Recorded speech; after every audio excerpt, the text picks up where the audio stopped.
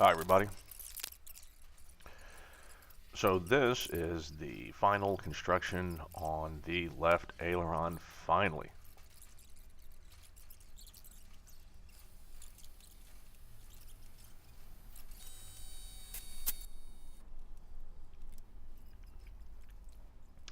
So at this point, the top skin had been riveted on, which is pretty simple.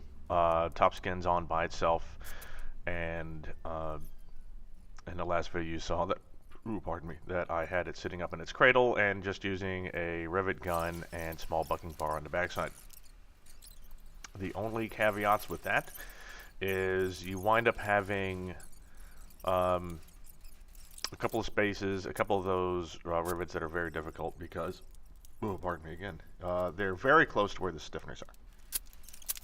And so you have to wind up using a much smaller one. I've got the little C-shaped bucking bar that came with my rivet gun. It worked perfectly well. Anyway, so now we move on to the back skin. So, actually, that's not entirely correct. So you do the top skin, and then everything looks good, and then you rivet the main ribs to the spar. And I discussed that in the last video, which was using the my back plate as my bucking bar. Anyway, after that, then you cleco in the back skin. Again, you have to watch out because there's little tabs on the main ribs on each side that go on the other side of the main spar. Have to make sure. So once you slide the skin in, the skin should be tight to the spar. If you see it kind of sticking out at the very tips, that's because the tab is on top of the spar and not inside of it.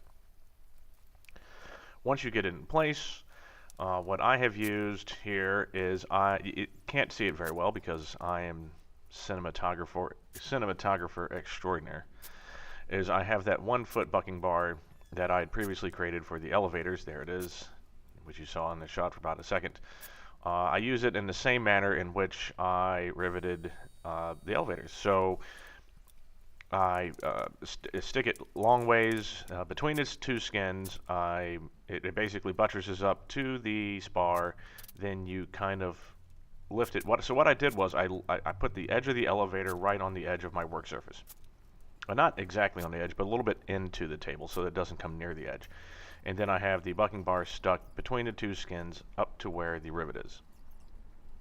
Then I apply down pressure to the bucking bar, and that applies up pressure to the rivet. I, of course, have the rivet gun on the rivet, which applies the pressure to keep the rivet in place, and both of those two combined, then I pull the trigger and rivet it in. And it works pretty well. You would think that with, because I'm basically only pushing on about I'd say 1/4 of the bucking bar, maybe a third if I'm lucky.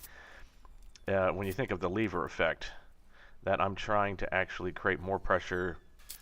I have to put a lot more pressure on that 1/3 of a bucking bar to get that same amount of pressure on the tip of the 2/3 bucking bar that's sticking inside of the spar.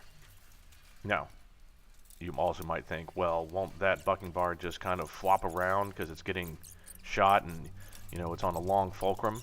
You would be correct.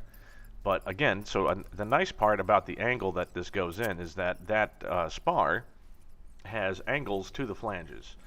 Because as you can see, those skins don't come out perfectly straight. One's got a little bit of an angle, so they're both not at 90 degrees. They're a little bit turned in.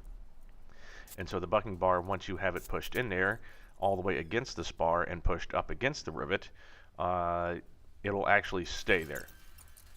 It basically kind of gets caught in that corner. So even when the rivet's getting bucked, and it does push against the bucking bar pushes right back.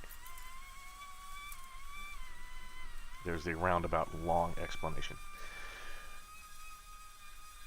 Anyway, I've finished riveting, and now I am taping up the trailing edge and putting it in place and letting it sit up and cure for a few days. So we will continue the construction in the next video, so I will see you soon.